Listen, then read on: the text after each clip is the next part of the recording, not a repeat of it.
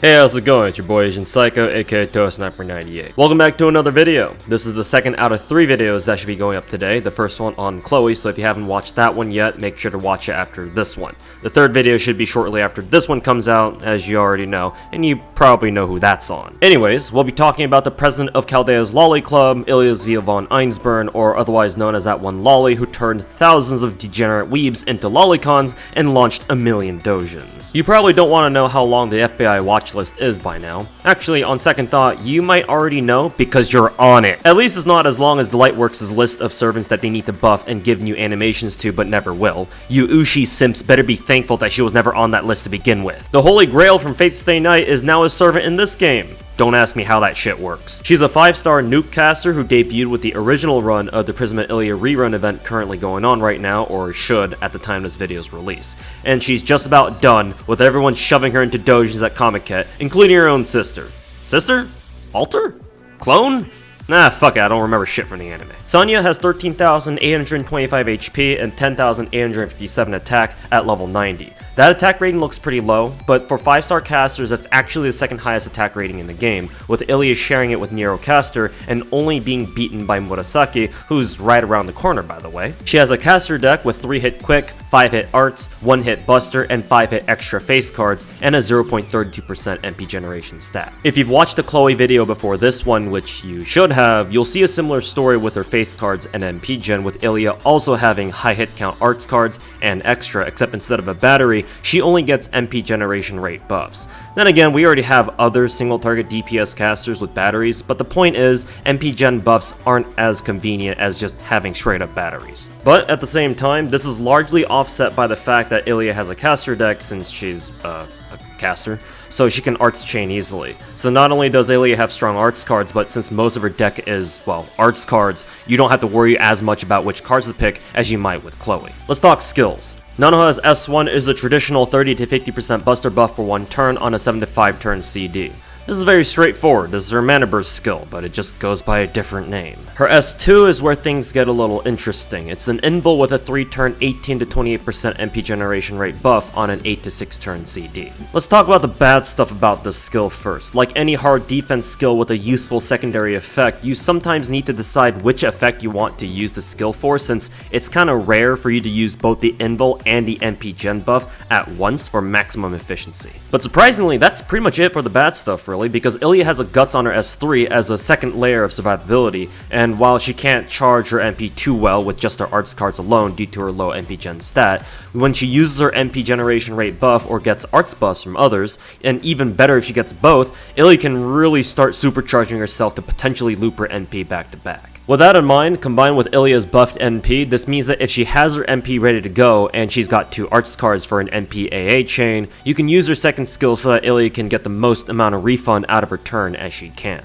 Obviously, there will be times when you need to use this skill for the invul specifically to protect your precious lolly over the MP generation buff, since her third skill isn't exactly the most convenient skill to use either, so be prepared to adjust accordingly if things don't exactly go to plan. Her S3 is a targetable support skill that has a 70% chance to give an ally Guts once for 3 turns and revives them with 1000 HP flat, another 70% chance to give them a 1-time debuff immune, and heals them for 1000 to 3000 HP on an 8 to 6 turn CD. Ilya's third skill might seem like a support skill, but in reality it's not, because she's gonna be using this on herself most of the time, which is probably what it was intended for in the first place. It's actually better if you think of this as a skill that Ilya is supposed to use on herself mainly, but has the option to give it to someone else if the situation calls for it for whatever reason, I guess. The reason why she needs it for herself is for the debuff immunity. Her MP inflicts debuffs on herself, so Ilya's S3 can potentially let her not have to deal with them. Note that this debuff immunity has infinite duration and only gets used up once Ilya either uses her MP or gets a debuff from somewhere else before then, so there is a little bit of wiggle room for you to use it in case you need it for its other effects first. Just be aware that the Guts and the debuff immunity effects are RNG, the only thing that's guaranteed is the heal. Essentially, Ilya is basically rolling the dice on whether she gets her Guts and or her debuff immunity, and this is why Chloe and now Miyu both have buff success buffs specifically to support Ilya's third skill and make its effects guaranteed. So if you don't want to worry about the RNG for those effects, you bring either them or someone else who also has a buff success buff, which thankfully these days in FGO NA, we've been getting quite a few more servants with that, and it's not just Dio who does anymore. Also note that the game calculates the chances for the Guts and Debuff immune effects independently, so you can get one or the other, both or neither, depending on your luck. Her passives are a 17.5% debuff resist and a unique passive that gives her a free 3% charge every turn.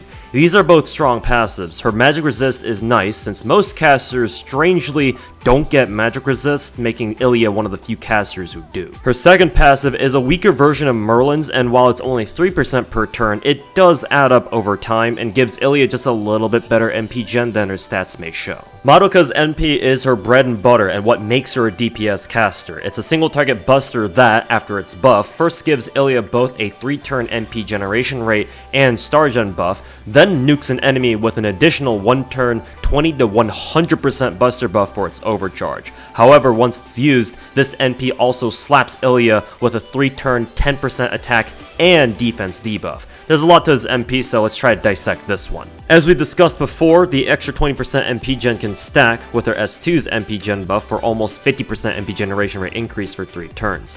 This gives Ilya abnormally higher MP generation since her arts cards have 5 hits on them, and even higher if she gets an arts buff or 2. And the fact that both buffs are 3 turns means that she's guaranteed to see her arts cards to take advantage of her buffs and try to build her MP back up for a second shot, outside of weird situations where your card cycle gets reset early for some reason. I have no idea why her NP only has a 20% star gen buff. If it were something like a 50% or 100% like her Choco Stitches got, for example, then yeah, I'd understand, but for whatever reason, DW only made it 20%, which is weird, since it's basically only giving Ilya's cards an extra 20% chance to produce another star per hit, and that's not a lot, especially since she's a caster, not an assassin. Was she ever an assassin in the anime? Alright. The only reason I can think of to explain why DW set it to only 20% was because they intended it to be a nice little bonus for Ilya so that she can produce a few more stars here and there, but she's not really a crit caster, so I don't know, man. I'll just chalk this one up to another one of those brain damaged moments that DW has sometimes. Either that or more lore reasons. The overcharge is worth talking about here too because it adds to her already existing mana burst and lets her blast people with at least a 70% buster buff. And for follow-up MPs that aren't buffed by her mana burst, the overcharge makes sure that Ilya always has at least a small buster buff to stack with whatever other buffs that she might have. This lets you not worry about having to bring buster supports for her and focus on bringing other utility supports instead, like servants who have their own debuff immunities and such. Now, her debuffs. Every time Ilya uses her NP, she slaps herself with a 10% attack and defense debuff that lasts for 3 turns. By themselves, they're not that bad, until you manage to get Ilya to start using her NP multiple times in a row thanks to her NP generation rate buffs. And once she gets 2 stacks of these debuffs, she's really gonna start feeling that shit, just like when Bazette punched her right in the fucking gut. Even though they're 2 different debuffs, because they're cast at the same time, a one-time debuff immune that either Ilya casts on herself or other servants cast on her can block both debuffs at once, thankfully. However, note that the debuffs have a 500% chance to land. This is a fancy way of telling you that the only ways to deal with them is with debuff immunity skills or at least with debuff cleansers. So in case you were wondering if Ilya's passive can let her yeet her debuffs for free every once in a while. No. This bears repeating. Cardcaptor Sakura is all about her noble phantasm because it's the basis of her DPS caster role in FGO. She isn't inherently a crit caster in her kit, so she doesn't have that option as readily available to her like it is to her twin sister, and thus this makes Ilya quite one-dimensional. She's an example of having a character in an RPG with all their stat points put into one stat, like Pekora did for her intelligence in her Fallout 4 run. Oh wait. But the MP is the strongest single target caster MP in the game because Ilya has the highest attack rating out of all single target casters in the game, with at least a 70% buster buff on the first time that she uses it, and it's not like we have any shortage of buster supports in the game if you want to bring those. and Ilya has the ability to run it back with her strong arts cards and her double MP generation rate buffs, and nuke her target again in case they're still moving, just with a weaker MP the second time around since her mana burst is probably still on cooldown. The one thing that stops her from just going full Ganyu charge shot build on people though is her debuffs, because they can and will start making Ilya hit like a potato if you don't deal with them at some point. This is the essence of bringing Ilya as your DPS caster. She gives you very high burst damage for her first MP, but her follow-up MPs run the risk of getting weaker and weaker and staying weaker unless you have a way to deal with her debuffs. And it's not just her damage output that becomes whack, those defense debuff stacks also add up to make Ilya squishier and squishier, and it's not like her lower HP rating is doing her any favors here either. This makes choosing supports for her a little complicated sometimes. Ilya is obviously best suited to fights that she can end fast so that she doesn't need to worry about her debuffs catching up to her and dragging her down. But if you want to bring her for longer fights, then obviously you can't just throw in Merlin Waver with her. Actually, on second thought, you probably can, because support meta, Omega lol. If you want to make sure that Ilya's damage output stays consistent and make sure that she stays a healthier, sorry, bad joke,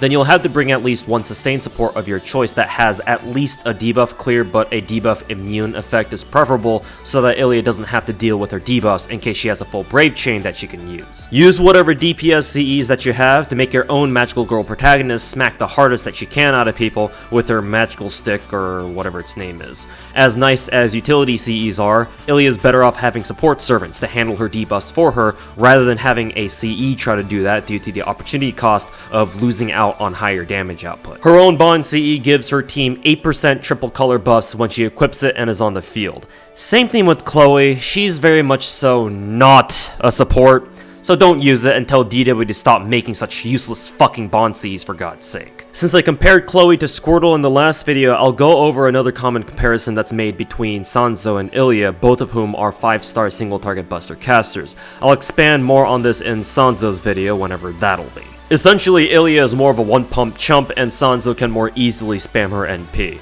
Both of them can actually spam their MPs under the right circumstances, but here's the thing, Sanzo has no inherent drawbacks to her NP, unlike Ilya, and even has her own 80% battery that gives her immense power with Black Rail Sanzo memes or instant back-to-back NPs with the scope. The advantage that Ilya has over Sanzo is that she has a higher attack rating, even if it's only by a couple hundred points, and better self buffs, so Ilya ends up being the better burst damage caster, while Sanzo is easier to use as an actual NP spammer. But in any case, if you ever run into a situation where you just need a single target caster to nuke the shit out of your phone, it turns out that a small half-German, half-Japanese homunculus baby who's still in elementary school is your best option for that.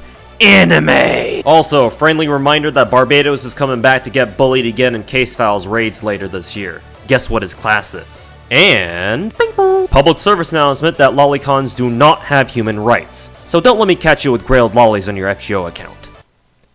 Ah, shit. And that's all you need to know about Muramas's little sister that he never knew he had. Next video is coming up after this, and you should already know who that's on. So before the FBI rolls up on my ass for having a grailed Chloe, FBI, open up! I'm out. Deuces.